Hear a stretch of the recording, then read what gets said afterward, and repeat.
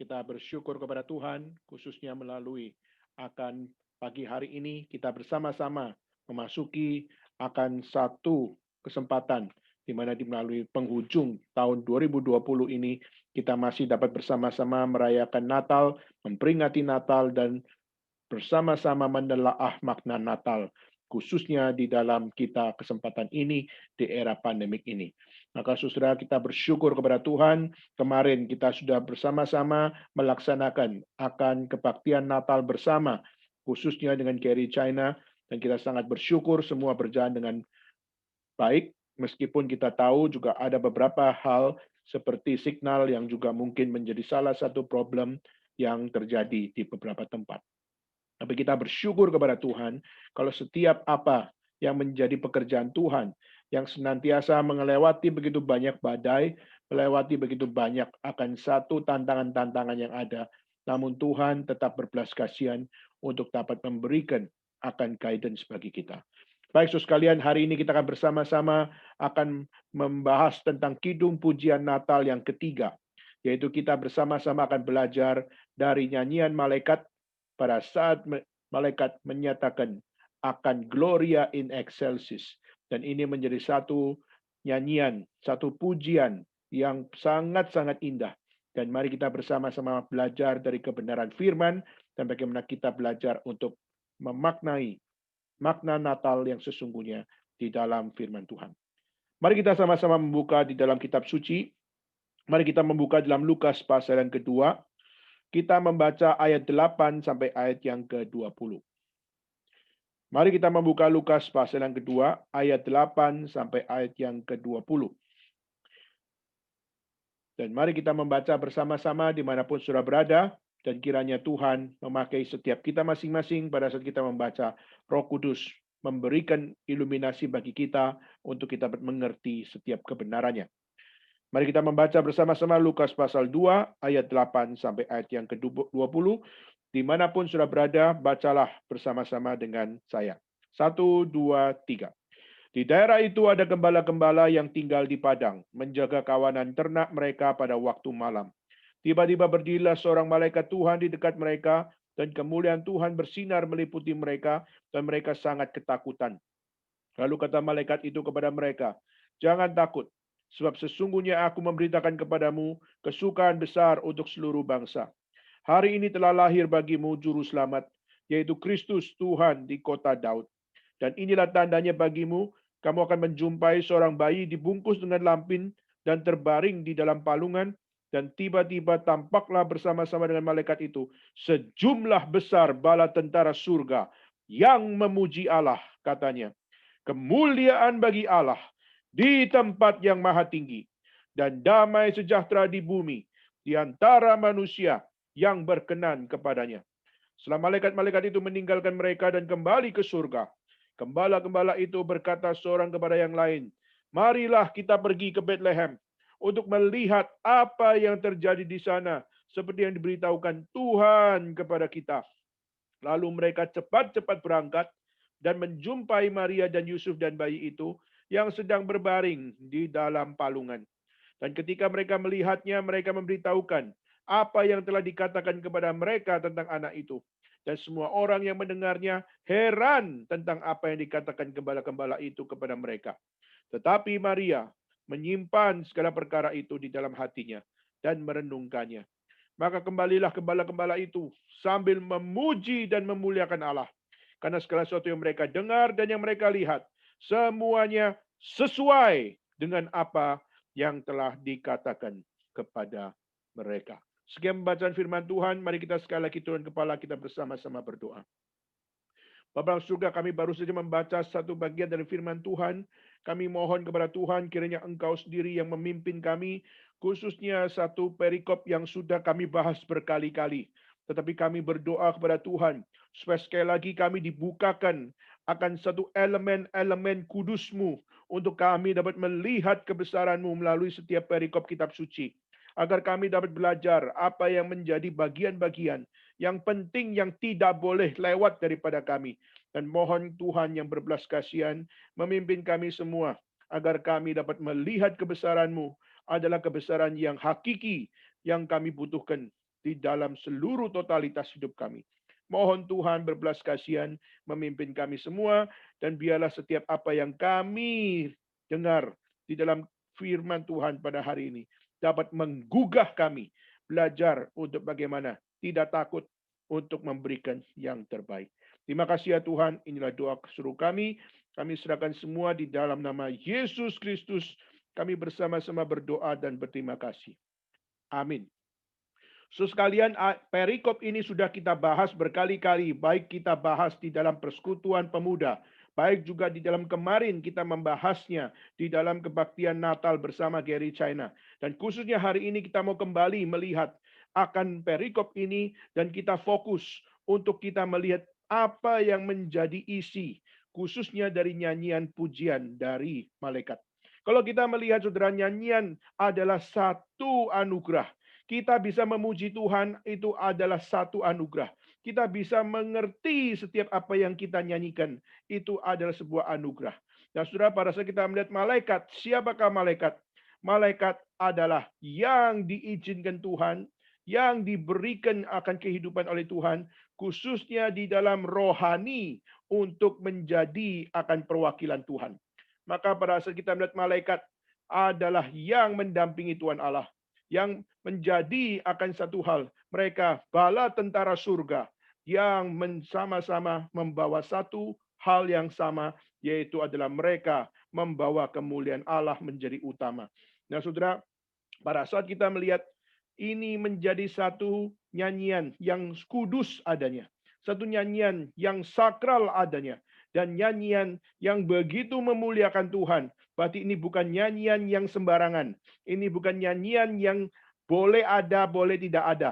Tetapi inilah nyanyian yang harus ada di dalam hidup orang percaya. Hari ini kita melihat banyak gereja menyanyi. Hari ini banyak gereja memuji. Hari ini banyak orang Kristen melakukan dan melantunkan pujian. Tapi kita harus tanya kepada mereka secara sejujur-jujurnya. Apakah sungguh-sungguh pujian-pujian yang mereka nyanyikan adalah pujian-pujian yang memuliakan Tuhan Allah. Hari ini kita melihat banyak dari gereja-gereja Tuhan sudah tidak lagi mau setia membawa pujian-pujian yang benar untuk dinyanyikan, dilantunkan, dan dikumandangkan. Saudara, hari ini kita melihat banyak sekali gereja-gereja sudah memasukkan akan lagu-lagu dari luar untuk masuk ke dalam gereja. Lagu-lagu kontemporer yang diciptakan untuk komersil, tetapi sekarang dimasukkan di dalam gereja. Di satu sisi kita melihat bahwa pujian memang punya message universal. Pujian memiliki satu message yang bisa menyatakan keindahan melalui setiap apa yang dipujikan. Tetapi saudara, bukan berarti semua lagu pasti baik, semua lagu pasti beres, semua lagu pasti memuliakan Tuhan. Sudah banyak sekali pujian-pujian yang digubah, khususnya oleh orang-orang yang memiliki bakat musik. Mereka hanya menciptakan lagu, mereka hanya menciptakan pujian, mereka ciptakan hanya berdasarkan pengalaman maupun berdasarkan akan setiap apa yang menjadi pembelajaran musik mereka. Tapi mereka tidak memiliki kerohanian di balik semua itu. Dia tidak memiliki message di balik semuanya itu. Mereka hanya sharing pengalaman. Mereka hanya sharing tentang apa yang mereka yakini dan apa yang mereka lakukan sebagai seorang pemusik. Tetapi mereka tidak memiliki urapan Tuhan, khususnya di dalam membawa musik-musik yang mereka gubah. Saudara, musik adalah sesuatu yang indah, tetapi adalah sesuatu yang lebih indah, di mana musik itu adalah musik yang dipertanggungjawabkan secara sakral di hadapan Tuhan. Maka saudara, kita melihat pujian malaikat adalah pujian yang tidak boleh tidak ada. Kenapa? Karena pujian malaikat adalah pujian yang menyatakan akan kemuliaan Allah dan menyatakan akan sakralnya Tuhan Allah dan menyatakan pentingnya Tuhan Allah di dalam hidup orang yang memuji Tuhan. Maka saudara, ini menjadi satu hal yang kita terus-menerus kita perlu untuk membangun satu pengertian yang benar, yaitu nyanyian pujian, kidung pujian harus menyatakan apa yang mulia. Jika kidung pujian sudah dikotori dengan apa yang menjadi ambisi manusia, apa yang menjadi satu hal bagaimana manusia berusaha untuk membuktikan dirinya, dan itu memakai nama Tuhan sekalipun, tetapi lagu itu adalah lagu yang sebenarnya bukan meninggikan Tuhan, tapi meninggikan manusia. Itu adalah lagu yang tidak baik. Maka saudara, pada saat kita melihat malaikat menyatakan nyanyian pujian, dan apa isi nyanyian pujian itu? Kita melihat bala tentara surga. Mereka sama-sama dengan satu lagu yang sama. Mereka menyatakan satu pujian yang sama, yaitu kemuliaan bagi Allah di tempat yang maha tinggi, dan damai sejahtera di bumi di antara manusia yang berkenan kepadanya. Sebelum kita masuk di dalam pujian tersebut, sebelum kita belajar untuk memaknai setiap apa yang menjadi message di balik pujian itu, kita coba untuk melihat konteksnya. Di dalam ayat yang ke-8 dikatakan, di daerah itu ada gembala-gembala yang tinggal di padang, menjaga kawanan ternak mereka pada waktu malam. Saudara, lagu ini adalah lagu yang sangat sakral, lagu ini lagu yang sangat megah, lagu ini adalah lagu yang sangat memiliki akan satu hal, pesona yang luar biasa mengagumkan. Biasanya lagu yang paling agung itu dinyanyikan di gedung yang megah, atau di ruang konser yang megah, atau di satu gereja katedral yang megah. Tetapi tahukah saudara, nyanyian malaikat justru di dalam Natal yang pertama, justru adalah dipujikan bukan kepada orang-orang yang ada di gedung megah, bukan di ruang konser megah, dan juga bukan di satu gereja katedral atau gereja yang megah. Tetapi kita melihat kidung pujian malaikat yang sakral, kidung pujian malaikat yang penuh dengan kemuliaan itu, justru didengungkan, dilantunkan, dan diberitakan kepada para gembala. Saudara, pada saat kita melihat gembala itu siapa? Gembala dibagi dalam tradisi, banyak sekali perdebatan yang muncul. Misalnya ada orang yang memberikan komentar bahwa gembala adalah kelompok orang-orang kasar. Gembala adalah kelompok orang-orang yang punya self-defense mechanism yang tinggi, sehingga mereka memiliki akan satu hal. Di dalam dirinya, itu adalah orang yang suka menyerang, karena pada saat melihat ada binatang buas, maka mereka akan dengan cepat untuk menyelamatkan akan domba-dombanya. Maka dengan itu, dia biasanya adalah orang-orang yang memiliki akan kegesitan, dan karena gesitnya, dia seakan-akan menjadi orang yang sangat-sangat kasar dan juga orang yang sangat-sangat violence. Saudara, tetapi itu adalah satu pendapat yang salah. Kenapa? Karena banyak orang menafsirkan gembala itu bukan pada zamannya. Sudah ada satu komentator yang mengatakan seperti itu tadi, yaitu gembala kasar, gembala itu memiliki self-defense mechanism yang tinggi, dan juga memiliki akan satu hal di mana dia menjadi orang yang karakternya keras dan sebagainya.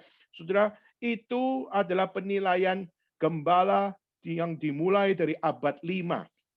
Sejak abad 5, kita melihat gembala yang ada di Palestina.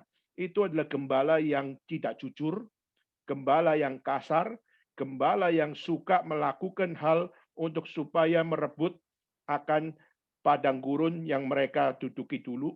Jadi mereka waktu membawa akan gerombolan domba, lalu melihat gembala juga bawa gembala domba. Mereka bukannya bersama-sama, tapi mereka justru berperang, mereka justru berebut untuk supaya menyatakan ini tempat saya dulu. Ini tempat di mana domba-domba saya makan. Bukan dombamu, domba saya. Nah, itu adalah penilaian negatif dari gembala-gembala yang muncul di abad 5. Sedangkan kita melihat sebelum abad 5, dimulai abad pertama, gembala tidak seperti itu. Gembala digambarkan dia begitu sabar. Gembala digambarkan dia begitu berani. Dan gembala digambarkan dia begitu bertanggung jawab. Dan dia digambarkan sebagai seorang gembala yang mengasihi domba-dombanya. Dan dia menjadi seorang yang sampai berani mati demi domba-dombanya. Pada saat 99 ada dan hilang satu domba, Dicatat di dalam kitab suci. Gembala mencari yang satu itu, meninggalkan 99 itu. Saudara, ini menjadi satu gambaran, yaitu apa? Gembala di dalam abad 1 justru adalah figur yang sangat-sangat disayang. Khususnya apa? Bagaimana menunjukkan ini adalah satu, bukan sekedar profesi, tapi ini sebuah dedikasi. Saudara, menjadi gembala bagi domba-domba adalah mendedikasikan hidup untuk berani mati demi domba-domba, berani susah demi domba-domba, dan berani melakukan segala sesuatu demi domba-domba. Maka saudara, figur gembala adalah positif sebelum abad 5. Tapi setelah abad ke-5 kita melihat orang waktu bicara gembala, banyak sekali sudah bicara tentang hal-hal yang begitu negatif. Maka menafsirkan bagian dalam kitab suci, tidak bisa kita keluar dari konteks historical background-nya. Maka waktu ada seorang komentator mengatakan, gembala itu mewujudkan betapa berdosanya mereka. Di mana Injil diberitakan bagi orang-orang berdosa. Kelihatannya sama, kelihatannya match, kelihatannya cocok, sudah. Tetapi kalau kita mau jujur dan kembali kepada historical background, penafsiran seperti itu salah. Meskipun menafsirkan bahwa orang berdosa butuh Injil, betul, sudah. Tetapi waktu mengatakan bahwa gembala adalah tokoh yang kasar, tokoh yang punya self-defense mechanism yang tinggi, dan bahkan dikatakan orang-orang yang seringkali dianggap kurang jujur, cacat moral, dan sebagainya, itu penafsiran-penafsiran yang jelas tidak sesuai dengan apa yang ada di dalam kitab suci, khususnya di abad pertama. Mereka justru menafsirkan adalah setelah abad ke-5. Nah, ini adalah satu perdebatan teologis, saudara. Perdebatan bagaimana para teolog-teolog berusaha untuk mengerti tentang siapakah gembala yang ada di zaman itu. Tapi kami percaya bahwa yang dimaksud dengan gembala-gembala yang tinggal di padang di sini adalah gembala-gembala yang mendedikasikan hidupnya untuk domba-dombanya. Adalah gembala yang baik, gembala yang tidak tahu melakukan apa yang lain selain mereka menjadi gembala bagi domba-domba. Maka saudara, ini menjadi satu figur. Injil diberitakan, kidung pujian diberitakan kepada orang-orang yang sudah mendedikasikan hidupnya untuk hidup bagi domba-dombanya.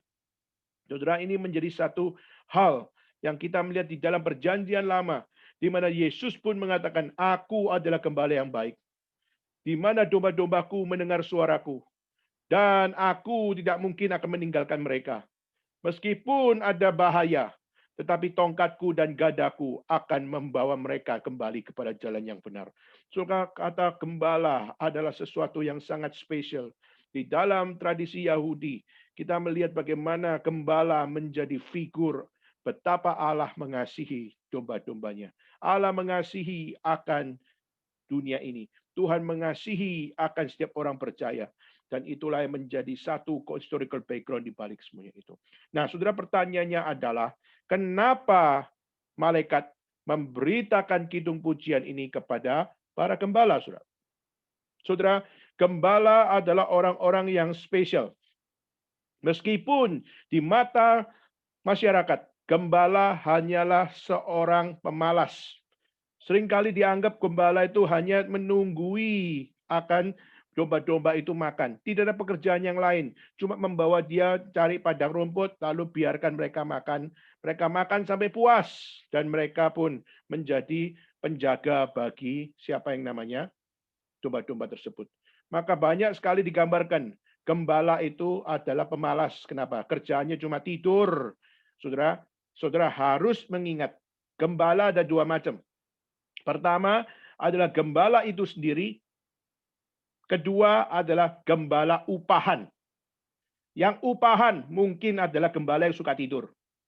Tetapi saudara, gembala yang benar, gembala yang baik, dia tidak akan membiarkan domba-dombanya mengalami akan satu bahaya.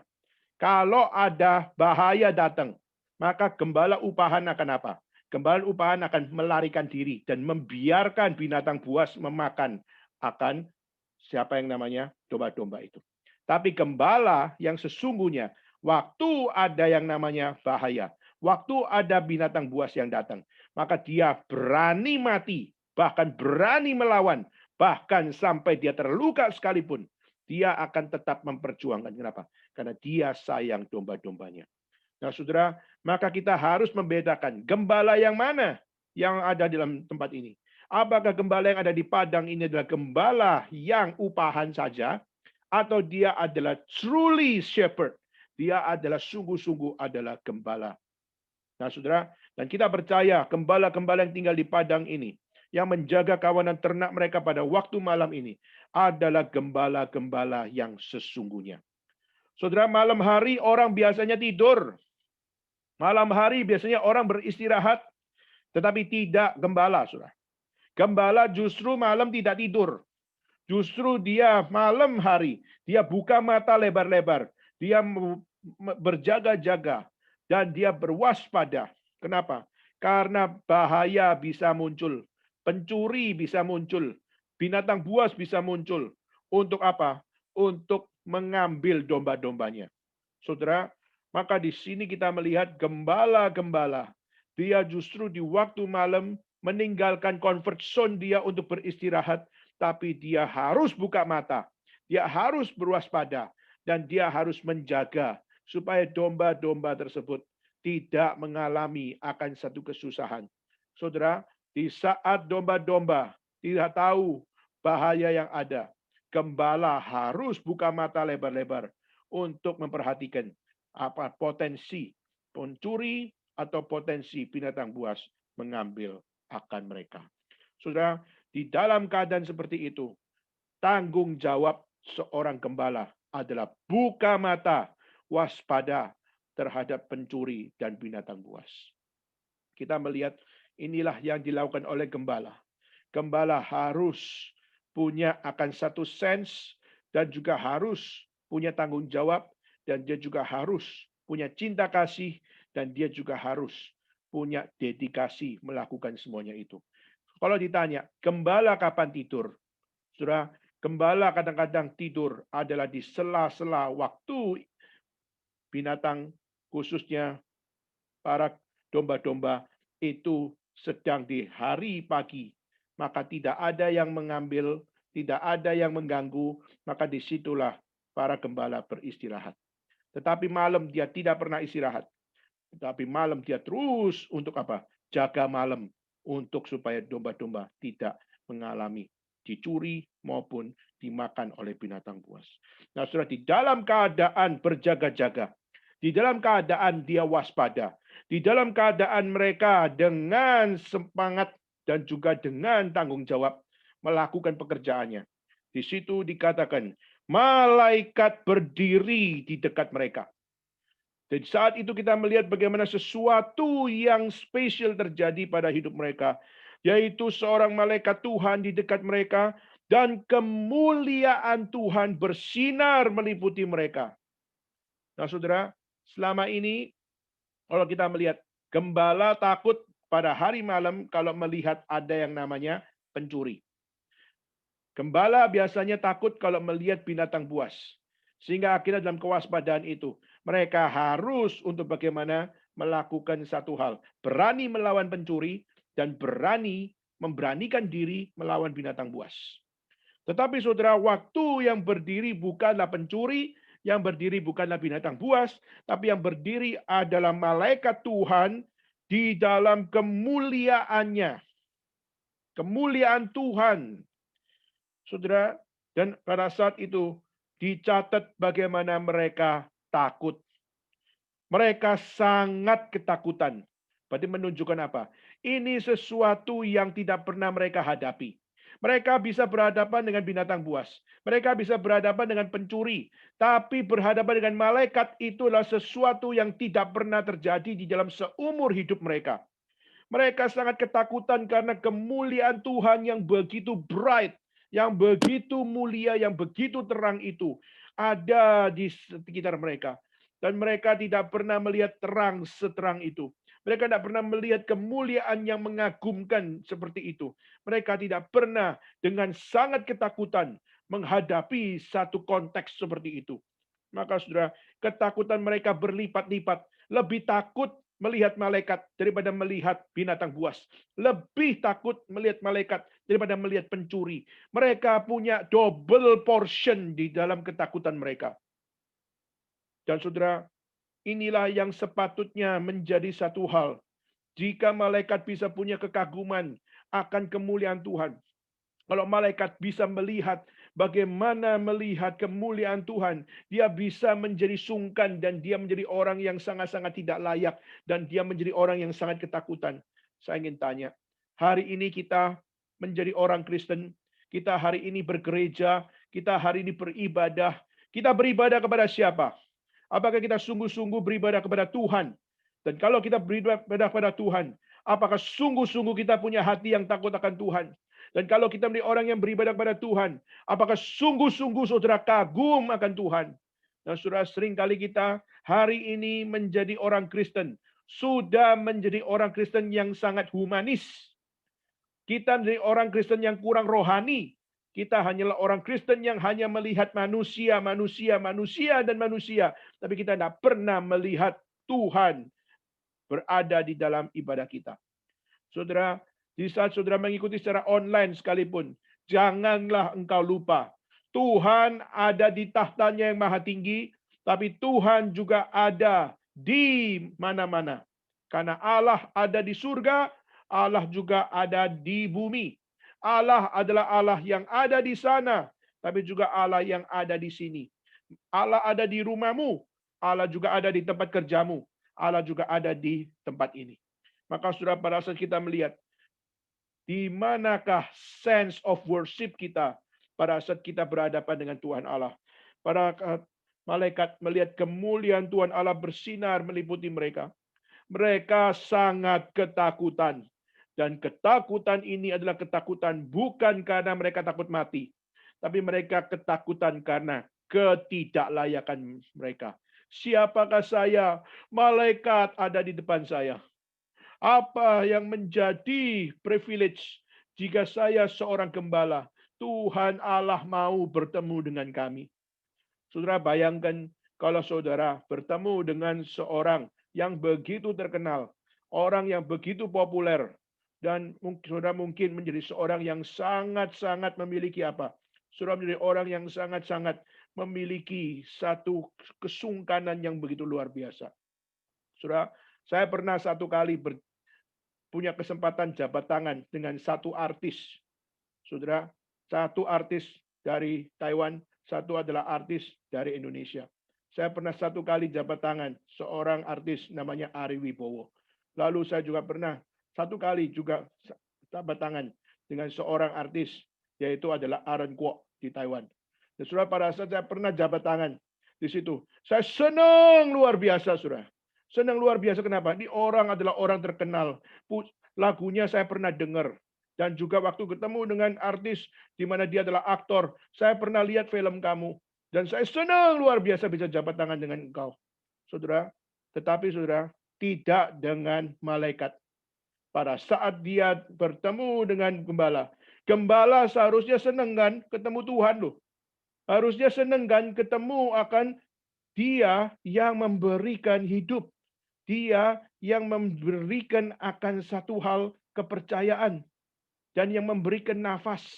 Tetapi saudara, justru apa yang muncul dari gembala? Justru waktu dia melihat malaikat dengan kemuliaan Tuhan yang bersinar, dia di dalam satu hal ketidaklayakan bertemu dengan malaikat. Dengan ketakutan karena tidak layak bertemu dengan Tuhan. Di manakah hari ini ketidaklayakanmu pada saat engkau beribadah kepada Tuhan hari ini? Saat engkau hari ini beribadah secara online maupun secara fisik sekalipun, mari kita bertanya kepada diri kita sendiri, apakah kita punya sense of worship yang benar pada saat kita beribadah kepada Tuhan? Kalau kita beribadah dengan sungguh-sungguh, dengan kusuk di hadapan Tuhan, saudara tidak mungkin berani kurang ajar di hadapan Tuhan. Maka pada saat hari ini sudah mengikuti secara online sekalipun, saudara seharusnya membangun disiplin rohani untuk mengikuti ibadah bukan dengan sembarangan. Tapi saudara juga harus punya tanggung jawab. Waktu saya beribadah kepada Tuhan. Maka meskipun orang tidak lihat saya beribadah, maka saya tetap melakukan apa yang terbaik bagi Tuhan. Maka disiplin rohani penting untuk kita pada saat berhadapan dengan Tuhan. Saudara belajar beribadah dengan pakaian yang rapi. Saudara sebelum ibadah mandi dulu dan mempersiapkan diri. Untuk apa? Untuk saudara bisa mengikuti ibadah dengan kusuk di hadapan Tuhan. Bukan dengan saudara dengan pakaian tidur, saudara beribadah. Bukan dengan saudara bisa sambil makan, saudara beribadah. Atau saudara dengan melakukan pekerjaan saudara, saudara juga mengikuti ibadah.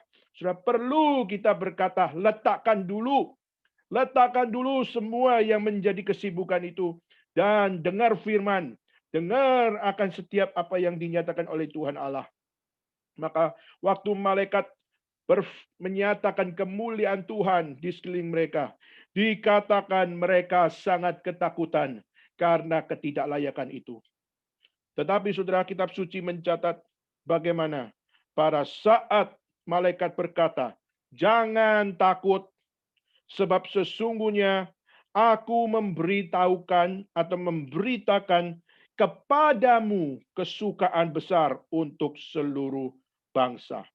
Saudara, di sini malaikat mengatakan jangan takut. Di saat terasa tidak layak tetapi bilang jangan takut. Aku akan memberitakan kepadamu. Siapa kepadamu? Gembala. Orang yang uneducated, orang yang dianggap masyarakat sebagai kelompok yang low class. Aku memberitakan kepadamu. Sekali lagi, saudara.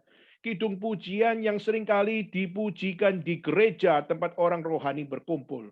Di mana biasa didengarkan di konser tempat orang kaya dan orang beli karcis berkumpul. Maupun di tempat umum di mana banyak sekali pejabat-pejabat menikmati akan musik-musik yang baik. Tetapi saudara, justru kepadamu para gembala yang nggak keluarkan uang untuk karcis, kepadamu gembala yang nggak pernah masuk gedung konser, kepadamu gembala yang tidak pernah masuk bait suci, kepadamu kuberitakan kesukaan besar, saudara. Bagimu. Penekanannya adalah bagimu orang gembala. Saudara, ini adalah satu hal. Bagaimana kita melihat dari kelahiran Kristus, ada satu yang Tuhan berikan, yaitu adalah Injil yang kuberitakan bagimu. Injil bukan kepada orang-orang yang pintar saja. Injil bukan untuk orang-orang yang punya popularitas saja. Injil bukan untuk orang yang berhasil saja. Bukan untuk orang yang high class saja. Tapi Injil juga bagi orang-orang yang low class. Saudara, di dalam sejarah, kita melihat bagaimana di Eropa, orang-orang kaya kebanyakan orang Kristen. Dan orang-orang Kristen, mereka menjadi orang-orang yang dilihat oleh orang lain. Tetapi maafkan, banyak kehidupan orang-orang Kristen yang kaya justru kurang mencerminkan iman Kristen. Dan itulah kenapa di Eropa banyak orang tidak menyukai kekristenan. Karena banyak mereka melihat orang Kristen di zaman di Eropa, mereka hidup pusyang-yang, tidak sesuai dengan imannya. Sehingga karena tidak sesuai dengan imannya, maka para buruh melihat apa yang menjadi kehidupan yang tidak benar sesuai dengan imannya. Sehingga mereka menghina orang Kristen. Mereka menghina orang kaya. Dan sudah melihat kelahiran komunisme adalah karena melihat bobroknya orang Kristen dan melihat bobroknya akan kehidupan orang-orang yang memiliki kekayaan. Sehingga itulah kenapa komunisme bisa muncul karena melihat adanya ketidakseimbangan orang beriman di dalam hidupnya sebagai orang berekonomi. Sehingga akhirnya mereka mengatakan, siapa bilang mereka berhak punya uang lebih banyak daripada kita? Kita harus sama ratakan semuanya. Dan itulah semangat komunisme. Sehingga akhirnya komunisme di zaman Eropa, mereka sangat memutlakkan akan satu hal. Sama rata, sama-sama kaya, sama-sama miskin, itu semua harus kita ini jadi sama-sama. Maka semangat komunisme justru bisa terbakar, tersulut adalah karena melihat pusyang yang tidak sesuai hidup orang Kristen di dalam kekayaan. Dan itulah yang terjadi, saudara. Nah, kita melihat justru para gembala. Mereka adalah orang-orang yang Tuhan izinkan untuk mereka mendengar tentang putung pujian dari malaikat. Nah, saudara, pertanyaannya adalah, apa isi dari kidung pujian itu? Maka saudara, yang pertama, melalui kelahiran Kristus, nyanyian pujian dari malaikat menyatakan yang pertama adalah ada kesukaan besar yang diberikan bagi bangsa-bangsa, dan itu diberitakan kepada gembala terlebih dahulu. Saudara, kata berita kesukaan besar di dalam bahasa asli adalah evangelisomai. Evangelisomai yaitu bicara tentang good news, kabar baik, kabar kesukaan yang adalah Injil, saudara. Maka jangan takut, sebab sesungguhnya aku memberitakan kepadamu Injil untuk seluruh bangsa. Injil yaitu evangelisomai, yaitu adalah good news bagi seluruh bangsa. Menunjukkan bahwa apa? Bahwa menunjukkan bagaimana melalui nyanyian pujian dari malaikat, Injil diberitakan. Maka di balik setiap kidung pujian yang indah, harus ada makna Injil. Harus ada berita Injil. Harus ada proklamasi Injil di dalam kidung pujian tersebut. Maka kidung pujian yang hanya mengatakan bagaimana aku senang punya Tuhan, aku senang bisa beriman, tapi tidak melihat mengapa engkau harus beriman, kenapa engkau harus percaya, mengapa engkau harus bertobat, maka lagu itu tidak punya makna yang baik. Tetapi pada saat lagu itu menyatakan bahwa justru melalui kidung di situ, aku memberitakan true gospel, Injil yang sejati, yang memberikan good news, itu memberikan sukacita besar bagi seluruh bangsa. Menunjukkan yaitu apa? Bahwa kelahiran Kristus adalah kelahiran yang penting, yang tidak boleh tidak ada. Karena melalui kelahiran Kristus, disitulah Injil datang ke dalam dunia. Injil diberitakan kepada dunia. Dan dimulai dari orang-orang yang namanya gembala. Dimulai dari uneducated men. Injil diberitakan. Maka saudara, maka ini adalah satu hal yang pertama. Kidung pujian malaikat memiliki kidung yang sangat indah. Kenapa? Pertama, karena kidung pujian malaikat memberitakan Injil kepada dunia. Memberitakan Injil kepada gembala. Memberitakan Injil kepada setiap orang-orang yang menerima Injil. Saudara, maka ini yang pertama. Good news. Kesukaan besar adalah isi dari kidung pujian dari malaikat. Kedua, saudara, yaitu apa? Dikatakan, hari ini telah lahir bagimu juru selamat, yaitu Kristus Tuhan di kota Daud. Perhatikan, saudara. Hari ini telah lahir bagimu. Bagimu siapa? Bagimu adalah personally to the shepherds. Personally adalah kepada para gembala. Maka Injil itu bersifat personal. Proklamasi Injil bersifat personal.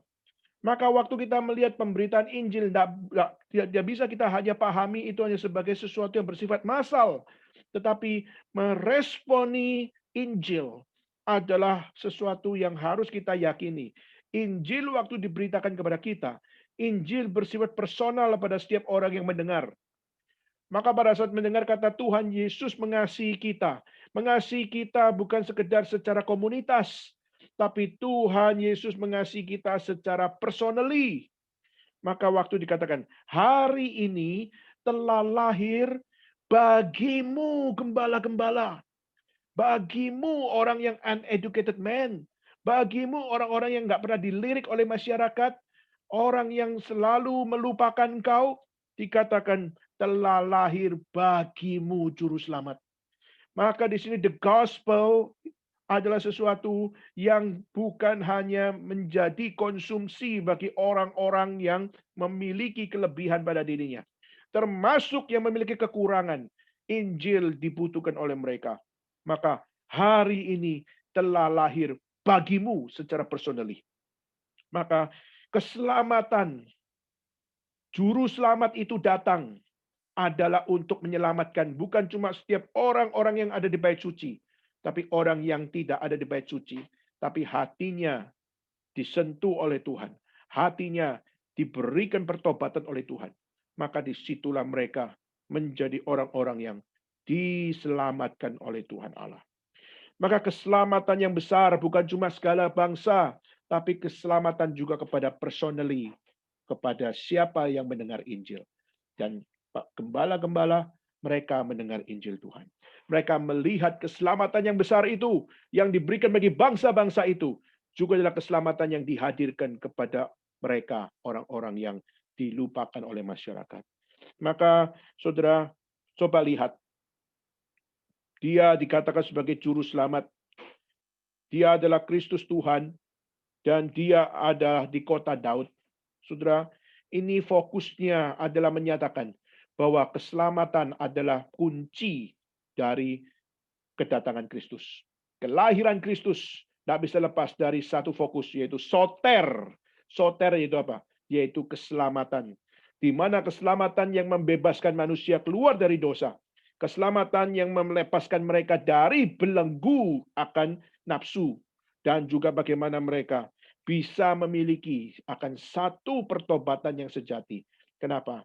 Karena bebas dari dosa, hidup di dalam Kristus, maka mereka baru dapat memperoleh hidup yang kekal. Maka saudara, Tuhan peduli kepada bangsa-bangsa. Dan Tuhan juga peduli kepada para gembala yang mewakili orang-orang hina, yang mewakili orang-orang rendah, yang mewakili orang-orang yang tidak punya kelebihan apa-apa selain menjadi gembala, yang sampai nyawanya pun diberikan kepada binatang, yang nyawanya pun rela mati demi domba-dombanya. Kita pikir mungkin bodoh sekali. Mati demi domba-dombanya. Itu adalah orang bodoh. Mati demi anjingnya, kita sering bilang bodoh. Mati demi kucingnya, kita sering bilang itu bodoh. Tapi di sini mati bagi domba-dombanya. Menunjukkan bahwa aku mengasihi domba-dombaku. Aku rela mati dan aku akan memberikan nyawaku demi supaya mereka tetap hidup. Maka di sini domba-domba yang disayang oleh gembala justru menggambarkan Tuhan peduli kepada para gembala. Kasih sayang gembala kepada domba memang begitu luar biasa dan tidak bisa dimengerti oleh banyak orang. Tapi yang lebih spesial lagi, kasih Tuhan mau mengasihi gembala dan mengasihi domba untuk mereka bisa memperoleh keselamatan. Saudara, itu yang kedua. Dan yang ketiga adalah pada saat dikatakan bahwa kamu akan menjumpai seorang bayi dibungkus dengan lampin dan terbaring di palungan. Dan engkau akan melihat satu hal. Kemuliaan bagi Allah di tempat yang maha tinggi. Damai sejahtera di bumi. Di antara manusia yang berkenan kepadanya. Nah saudara yang ketiga. Apa yang menjadi isi khususnya dari kidung pujian dari malaikat. Yang pertama kita sudah melihat bagaimana kidung pujian malaikat bicara tentang apa yang namanya good news. Yaitu bicara tentang Injil. Kedua, kita juga sudah melihat bagaimana Injil khususnya yang diberitakan melalui kidung pujian malaikat menyatakan tentang salvation, menyatakan tentang keselamatan. Dan ketiga, saudara, kidung pujian dari malaikat bicara tentang secara personal, yaitu bicara tentang kemuliaan Allah yang bukan hanya ada di sana, tetapi kemuliaan Allah yang ada di bumi. Bicara tentang damai sejahtera yang ada di sana, tetapi damai sejahtera itu ada di bumi. Dan damai sejahtera itu dan kemuliaan yang ada di tempat yang maha tinggi itu hadir di bumi melalui siapa? Melalui bayi Yesus Kristus. Maka saudara, melalui bayi Yesus Kristus, dia menyatakan bahwa yang ada di surga sekarang ada di bumi. Yang ada di tempat yang maha tinggi sekarang juga ada di bumi. Dan yang ada pada Allah sekarang menjadi daging dan menjadi manusia di bumi. Maka saudara, ini menggambarkan satu hal.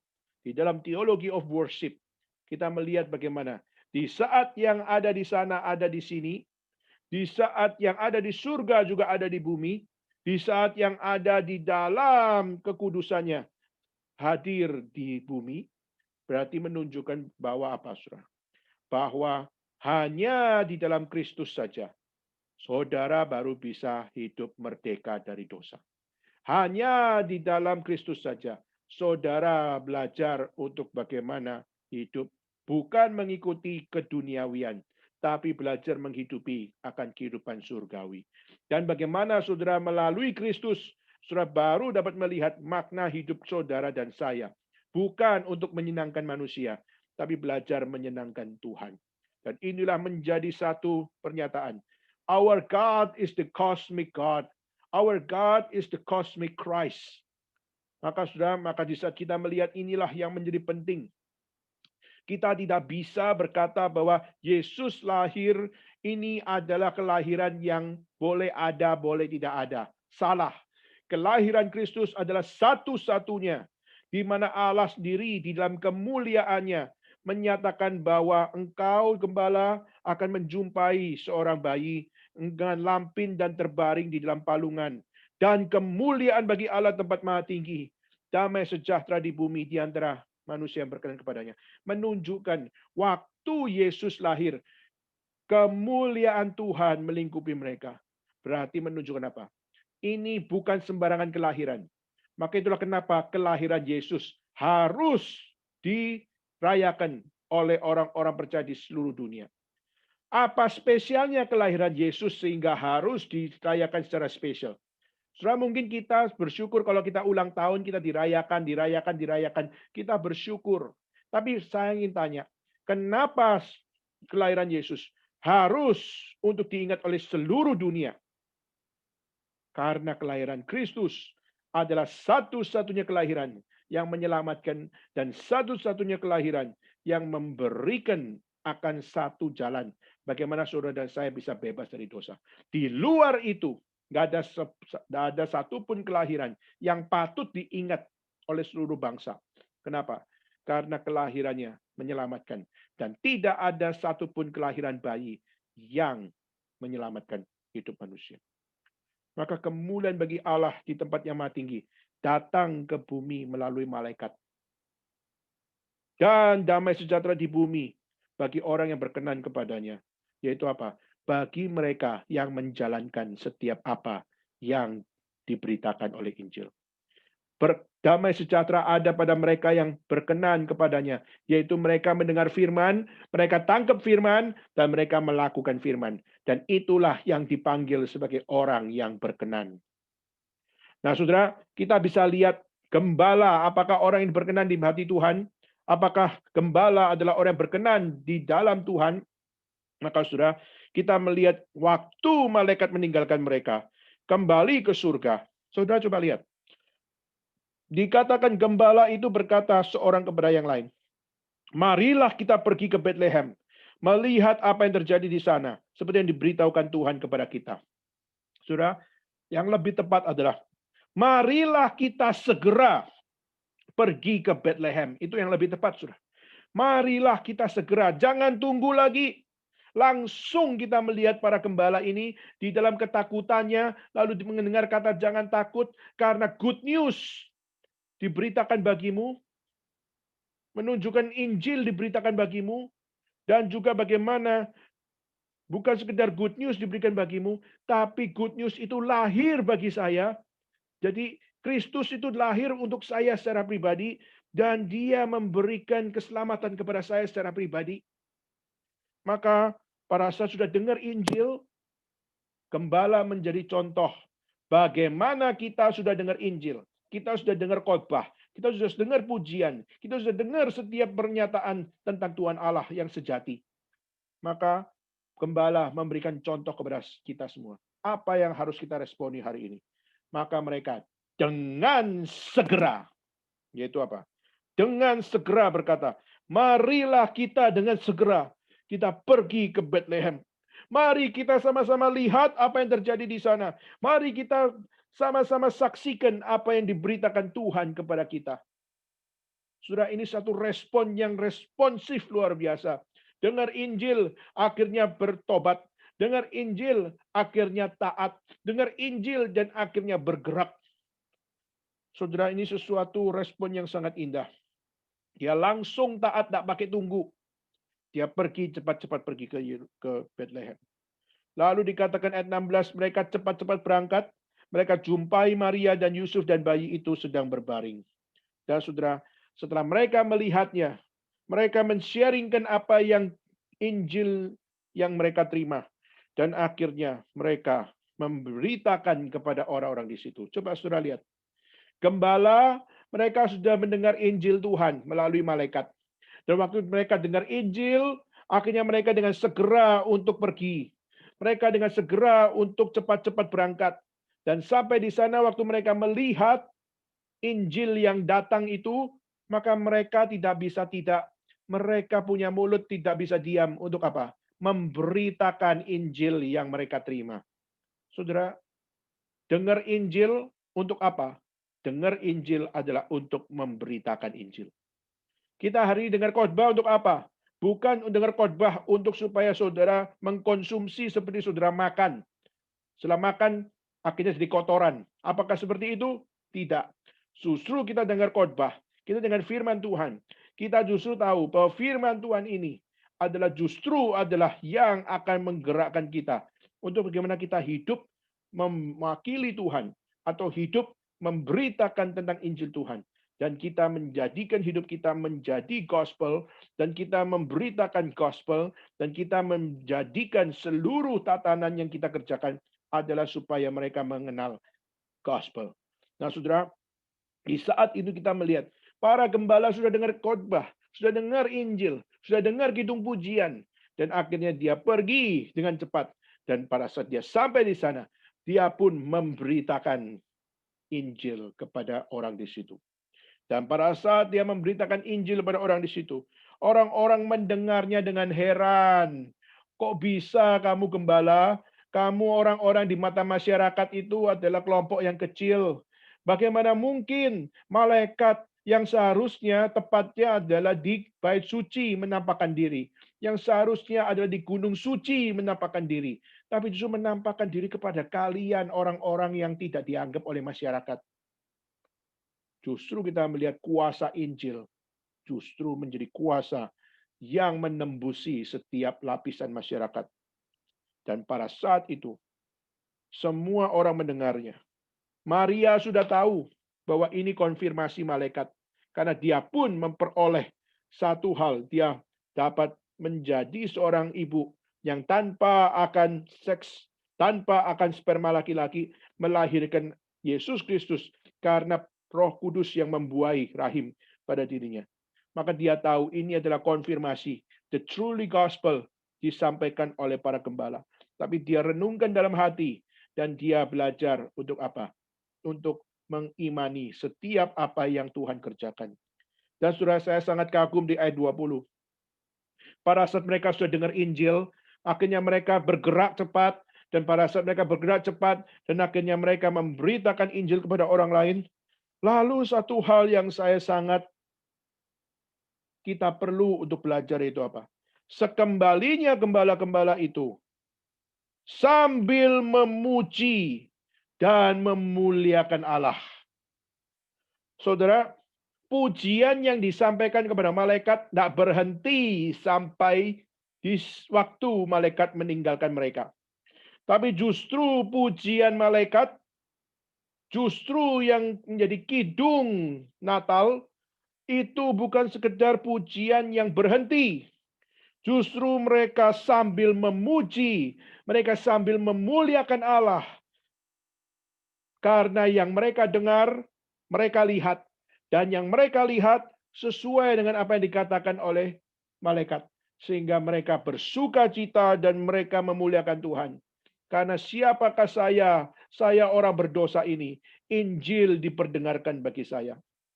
Maka hari ini jika saudara bisa dengar khotbah, saudara bisa dengar kidung pujian, bersyukurlah kepada Tuhan. Karena tidak banyak orang yang dapat dengar khotbah dengan baik. Hari ini banyak orang dengar khotbah tapi dengan ajaran yang salah. Orang-orang tersebut orang-orang yang paling kasihan. Tapi orang-orang yang dengar khotbah, Tapi khotbah itulah khotbah berasal dari kitab suci mengajarkan apa yang sesungguhnya yang difirmankan oleh Tuhan yang adalah the true gospel.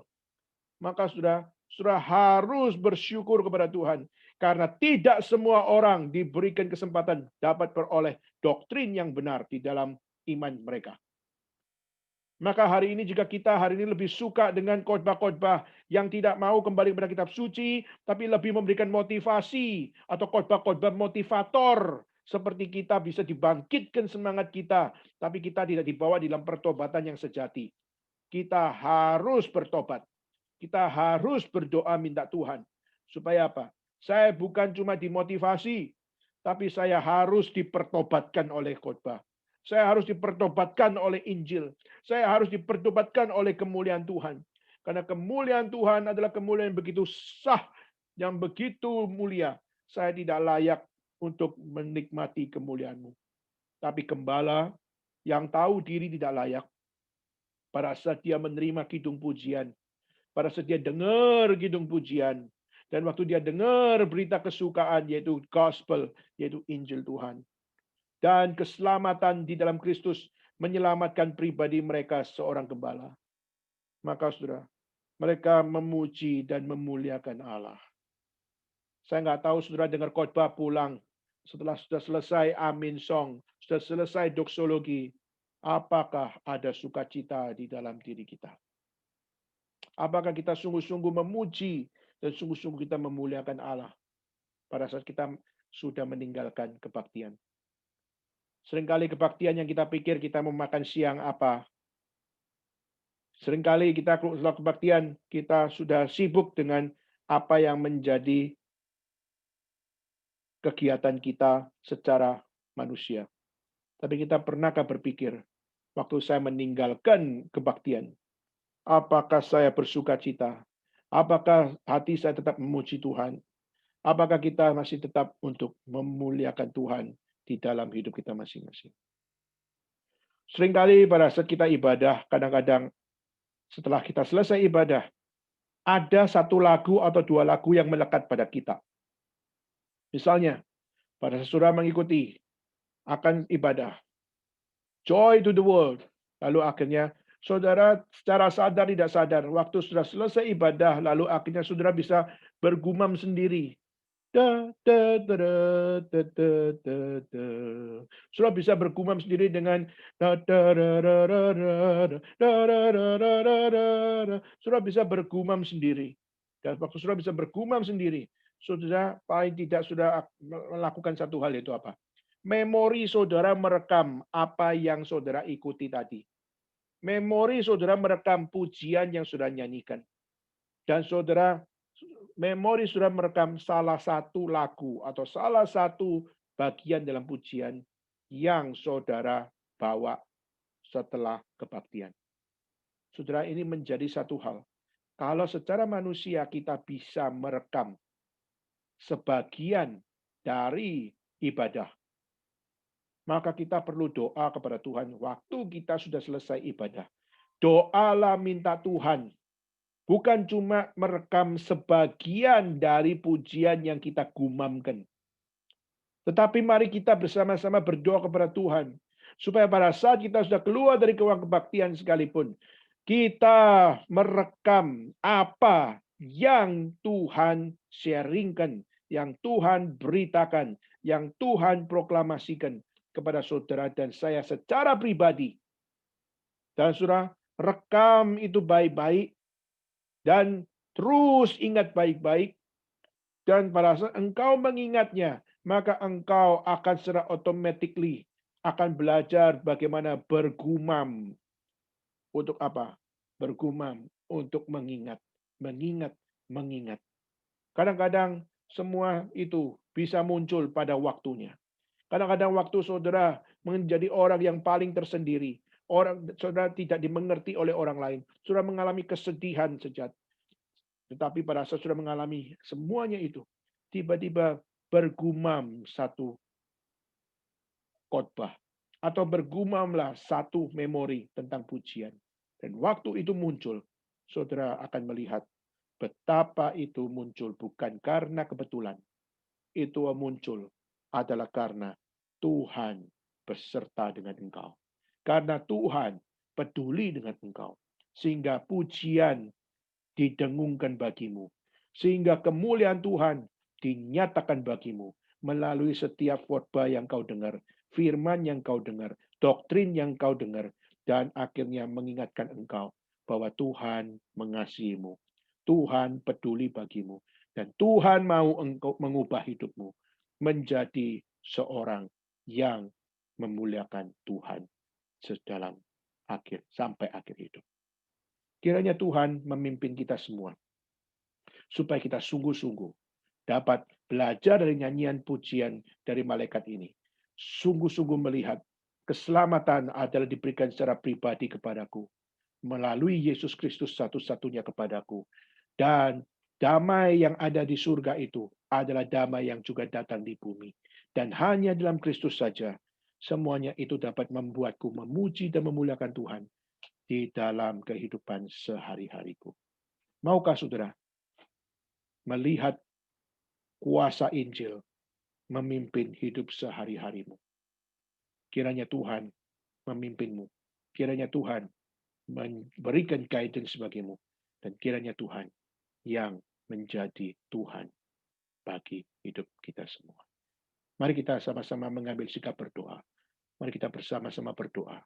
Kita minta kepada Tuhan supaya Tuhan yang melayakkan kita semua untuk dapat memahami kemuliaan Allah yang Maha Tinggi, damai sejahtera yang datang ke bumi. Secara personally datang kepada kita semua. Kiranya Tuhan memimpin sampai akhir hidup menjadi Injil yang terus terberitakan sampai ke seluruh dunia.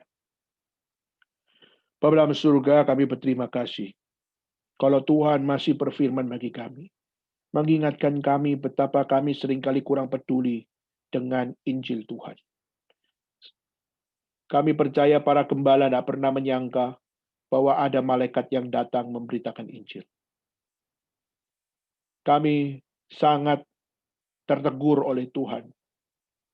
Karena seringkali kami menganggap kami tidak mungkin dikasih oleh Tuhan sebegitu besarnya. Kami tidak mungkin begitu spesialnya Tuhan peduli kepada kami. Tapi melihat bagaimana malaikat diutus oleh Tuhan supaya para gembala dapat mendengar Injil, mendengar Kristus Juru Selamat yang menyelamatkan mereka secara pribadi.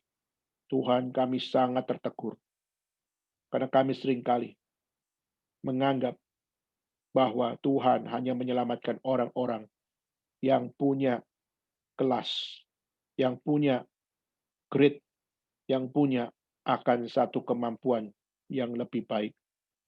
Kami seringkali menganggap bahwa orang-orang kecil tidak pernah mungkin Tuhan kasih kesempatan.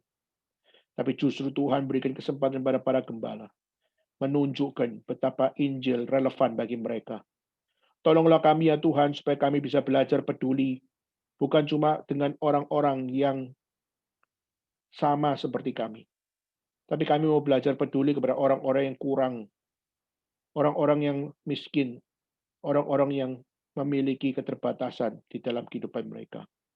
Tuhan, kami mohon kepada Tuhan, supaya kasih-Mu terus dapat memimpin kami semua. Supaya kami semua juga dapat melihat bagaimana pentingnya Injil diberitakan ke seluruh kalangan. Tolonglah kami ya Tuhan, kami seringkali menjadi orang Kristen yang kehilangan sukacita. Kami seringkali menjadi orang yang mengatakan diri orang percaya, tapi kami kurang memuji Tuhan. Kami menjadi orang yang berkata kami sudah melayani Tuhan, bahkan menjadi hamba Tuhan.